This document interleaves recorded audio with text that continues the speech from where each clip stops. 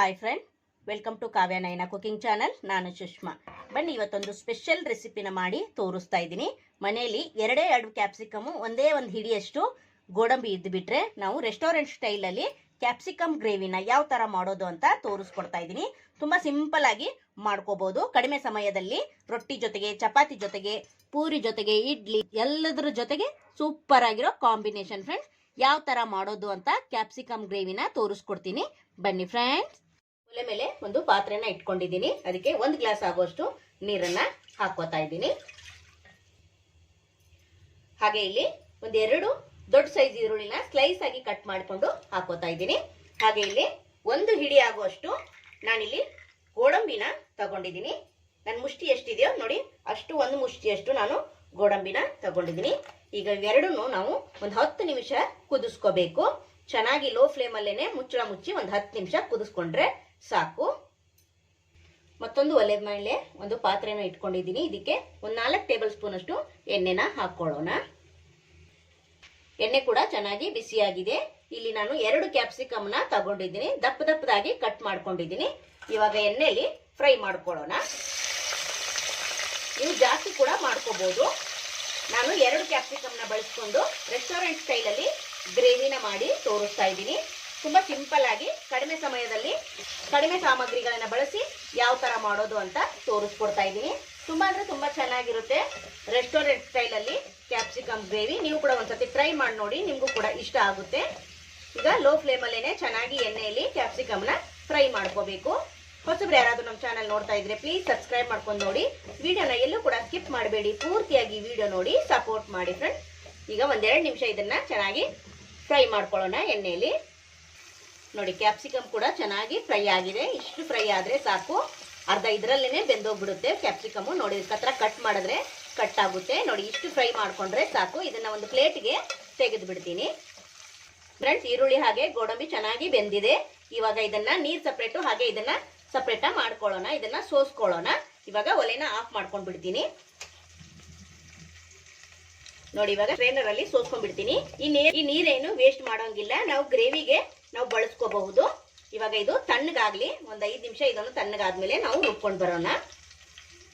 ಈಗ ನೋಡಿ, ಕ್ಯಾಪ್ಸಿಕಮ್ನ ಹುರಿದು ನಾನು ಒಂದು ಪ್ಲೇಟ್ಗೆ ಎತ್ತಿ ಇಟ್ಕೊಂಡಿದ್ದೀನಿ. ನೋಡ್ತಾ ಇದ್ದೀರಾ? ಇವಾಗ ಅದೇ ಪಾತ್ರೆಗೆ ನಾನು ಒಗ್ಗರಣೆ ಮಾಡ್ಕೋತಾ ಇದ್ದೀನಿ. ಎಣ್ಣೆ ಇದೆ, ಬೇರೆ ಮತ್ತೆ ಎಣ್ಣೆ ಏನು ಹಾಕೋ ಅವಶ್ಯಕತೆ ಇಲ್ಲ. ಇಷ್ಟು ಎಣ್ಣೆ ಇದ್ರೆ ಸಾಕು. ಇವಾಗ ಇದಕ್ಕೇನೆ ನಾನು ಒಂದು ಪಲಾವ್ ಎಲೆನ ಹಾಕೋತಾ ಇದ್ದೀನಿ. ಒಂದು ಸಣ್ಣದಾಗಿ ಈರುಳ್ಳಿನ ಸಣ್ಣದಾಗಿ ಕಟ್ ಮಾಡ್ಕೊಂಡಿದ್ದೀನಿ, ಅದನ್ನ ಹಾಕೋತಾ ಇದ್ದೀನಿ. ಹಾಗೆ ಇಲ್ಲಿ 1 ಗೆಡ್ಡೆ ಬೆಳ್ಳುಳ್ಳಿ, ಒಂದು ಅರ್ಧ ಇಂಚಷ್ಟು ಶುಂಠಿನ ಜಜ್ಜಿಬಿಟ್ಟು ಹಾಕೋತಾ ಇದ್ದೀನಿ. ಈಗ ಚೆನ್ನಾಗಿ ಈರುಳ್ಳಿ ಕಲರು ಚೇಂಜ್ ಆಗಬೇಕು, ಅಲ್ಲಿವರೆಗೂ ಫ್ರೈ ಮಾಡ್ಕೊಳ್ಳೋಣ. ಹೊಸಬ್ರು ಯಾರಾದ್ರೂ ನಮ್ಮ ಚಾನಲ್ ನೋಡ್ತಾ ಇದ್ರೆ ಪ್ಲೀಸ್ ಸಬ್ಸ್ಕ್ರೈಬ್ ಮಾಡ್ಕೊಂಡು ನೋಡಿ. ವಿಡಿಯೋನ ಎಲ್ಲೂ ಕೂಡ ಸ್ಕಿಪ್ ಮಾಡಬೇಡಿ, ಪೂರ್ತಿಯಾಗಿ ವಿಡಿಯೋ ನೋಡಿ ಸಪೋರ್ಟ್ ಮಾಡಿ ಫ್ರೆಂಡ್ಸ್. ನಮ್ಮ ವಿಡಿಯೋಗಳು ನಿಮಗೆ ಇಷ್ಟವಾದರೆ ನಿಮ್ಮ ಫ್ಯಾಮಿಲಿ ಫ್ರೆಂಡ್ಸ್ಗೆಲ್ಲ ಶೇರ್ ಮಾಡಿ.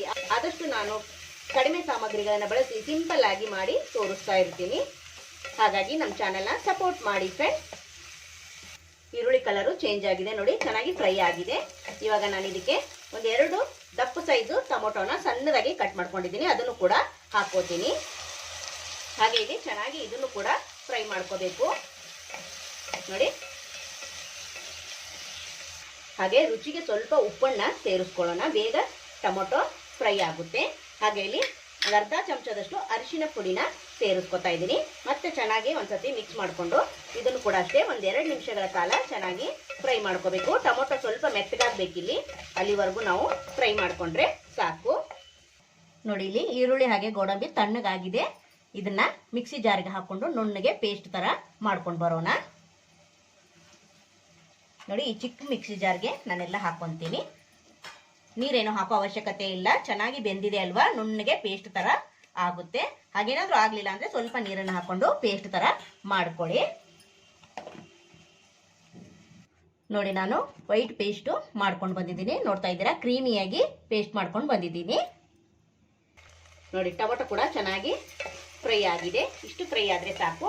ನಾನು ರುಬ್ಕೊಂಡು ಬಂದಿರೋ ಈ ಕ್ರೀಮಿಯಾಗಿರೋ ಪೇಸ್ಟ್ನ ಹಾಕೋತೀನಿ. ನೋಡಿ, ಎಲ್ಲವನ್ನು ಹಾಕೊಂಡು ಚೆನ್ನಾಗಿ ಒಂದ್ಸತಿ ಮಿಕ್ಸ್ ಮಾಡ್ಕೊಳ್ಳೋಣ.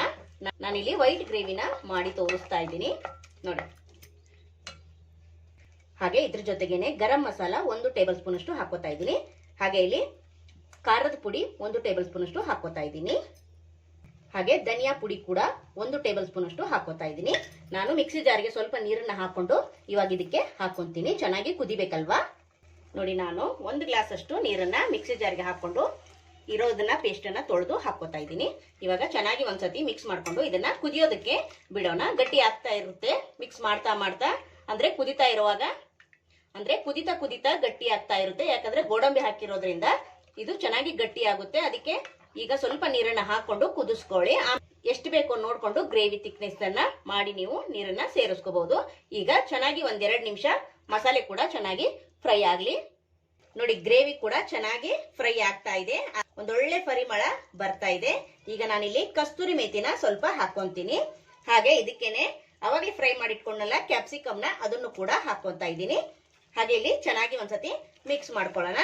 ಸ್ವಲ್ಪ ಗಟ್ಟಿಯಾಗಿನೇ ಇರ್ಲಿ, ಜಾಸ್ತಿ ತೆಳು ಮಾಡ್ಕೊಳಕ್ ಹೋಗ್ಬೇಡಿ, ತುಂಬಾ ಚೆನ್ನಾಗಿರಲ್ಲ.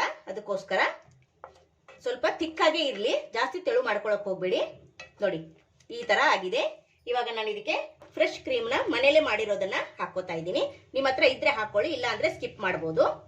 ನೋಡಿ, 2 ಸ್ಪೂನ್ ಆಗುವಷ್ಟು ಫ್ರೆಶ್ ಕ್ರೀಮ್ ನ ಹಾಕೋತಾ ಇದ್ದೀನಿ. ಹಾಕೊಂಡು ಚೆನ್ನಾಗಿ ಮತ್ತೆ ಒಂದ್ಸತಿ ಮಿಕ್ಸ್ ಮಾಡ್ಕೊಳ್ಳೋಣ.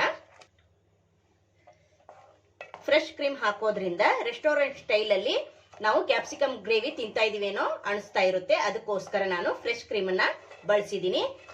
ಯಾವಾಗ್ಲೂ ರೆಸ್ಟೋರೆಂಟ್ಗೆ ಹೋಗಿ ತಿನ್ನಕ್ಕಾಗಲ್ಲ ಅಲ್ವಾ ಅಂತವ್ರು ಸಿಂಪಲ್ ಆಗಿ ಮನೇಲೆ ಈಸಿಯಾಗಿ ಈ ತರ ಮಾಡ್ಕೊಳ್ಳಿ. ತುಂಬಾ ಚೆನ್ನಾಗಿರುತ್ತೆ. ನೀವು ಇದ್ರ ಜೊತೆಗೆ ಪೂರಿ, ದೋಸೆ, ರೊಟ್ಟಿ, ಬಿಸಿ ಬಿಸಿ ಅನ್ನಕ್ಕೆ ಸೂಪರ್ ಆಗಿರುತ್ತೆ. ಹಾಗೆ ಪರೋಟ ಸಖತ್ತಾಗಿರುತ್ತೆ ಫ್ರೆಂಡ್ಸ್. ನೀವು ಕೂಡ ಒಂದ್ಸತಿ ಟ್ರೈ ಮಾಡಿ ನೋಡಿ, ನಿಮ್ಗೂ ಕೂಡ ಇಷ್ಟ ಆಗುತ್ತೆ. ನೋಡಿ, ಇವಾಗ ಸ್ವಲ್ಪ 1-2 ಸೆಕೆಂಡ್ ಇದು ಫ್ರೈ ಆಗ್ಲಿ. ಫ್ರೆಶ್ ಕ್ರೀಮ್ ಹಾಕಿದ್ಮೇಲೆ ಜಾಸ್ತಿ ಹೊತ್ತು ಕುದಿಸಬಾರ್ದು ಫ್ರೆಂಡ್ಸ್. ಈಗ ನೋಡಿ, ಲಾಸ್ಟ್ ಅಲ್ಲಿ ನಾನು ಕೊತ್ತಂಬರಿ ಸೊಪ್ಪನ್ನ ಹಾಕಿ ಇದನ್ನ ಆಫ್ ಮಾಡ್ಬಿಡ್ತೀನಿ. ಇವಾಗ ಚೆನ್ನಾಗಿ ಕೊತ್ತಂಬರಿ ಸೊಪ್ಪು ಹಾಕಿದ್ಮೇಲೆ ಒಂದ್ಸತಿ ಚೆನ್ನಾಗಿ ಮಿಕ್ಸ್ ಮಾಡ್ಕೊಂಡು ಇದನ್ನ ಬೌಲ್ಗೆ ಸರ್ವ್ ಮಾಡ್ಕೊಳ್ಳೋಣ. ನೋಡಿ, ಎಷ್ಟು ಚೆನ್ನಾಗಿ ರೆಸ್ಟೋರೆಂಟ್ ಸ್ಟೈಲ್ ಅಲ್ಲಿ ಕ್ಯಾಪ್ಸಿಕಮ್ ಗ್ರೇವಿ ತೋರಿಸ್ಕೊಟ್ನಲ್ಲ ಫ್ರೆಂಡ್ಸ್. ನಿಮ್ಗೂ ಕೂಡ ಇಷ್ಟ ಆಗುತ್ತೆ. ನೀವು ಕೂಡ ಒಂದ್ಸತಿ ಟ್ರೈ ಮಾಡಿ ನೋಡಿ. ಬನ್ನಿ ಇವಾಗ ಇದನ್ನ ಬೌಲ್ಗೆ ಸರ್ವ್ ಮಾಡ್ಕೊಳ್ಳೋಣ. ಬನ್ನಿ ಫ್ರೆಂಡ್ಸ್, ಬೌಲ್ಗೆ ಸರ್ವ್ ಮಾಡ್ಕೊಳ್ಳೋಣ. ಸೂಪರ್ ಆಗಿರೋ ರೆಸ್ಟೋರೆಂಟ್ ಸ್ಟೈಲ್ ಅಲ್ಲಿ ಕ್ಯಾಪ್ಸಿಕಮ್ ಗ್ರೇವಿನ ಎಷ್ಟು ಚೆನ್ನಾಗಿ ಮಾಡೋದಂತ ನೋಡಿದ್ರಲ್ಲ. ಒಂದು 5 ನಿಮಿಷದಲ್ಲಿ ನಾವು ಇದನ್ನ ಮಾಡ್ಕೋಬಹುದು. ತುಂಬಾ ಅಂದ್ರೆ ತುಂಬಾ ಚೆನ್ನಾಗಿರುತ್ತೆ. ಇದರ ಜೊತೆಗೆ ನೀವು ರೊಟ್ಟಿ ತಿನ್ಬೋದು, ಇಡ್ಲಿ, ದೋಸೆ, ಚಪಾತಿ, ಪೂರಿ, ಪರೋಟ. ಸೂಪರ್ ಆಗಿರೋ ಕಾಂಬಿನೇಷನ್. ನೀವು ಕೂಡ ಒಂದ್ಸತಿ ಟ್ರೈ ಮಾಡಿ ನೋಡಿ, ನಿಮ್ಗೂ ಕೂಡ ಇಷ್ಟ ಆಗುತ್ತೆ. ಈ ವಿಡಿಯೋ ನಿಮಗೆ ಇಷ್ಟವಾದರೆ ಪ್ಲೀಸ್ ಲೈಕ್ ಮಾಡಿ, ಶೇರ್ ಮಾಡಿ, ಕಮೆಂಟ್ ಮಾಡಿ, ಸಬ್ಸ್ಕ್ರೈಬ್ ಮಾಡ್ಕೊಳ್ಳಿ. ನಮ್ಮ ವಿಡಿಯೋ ನೋಡಿದ್ದಕ್ಕಾಗಿ ನಿಮ್ಮೆಲ್ಲರಿಗೂ ಧನ್ಯವಾದಗಳು. Thank you for watching. ನಮಸ್ಕಾರ ಫ್ರೆಂಡ್.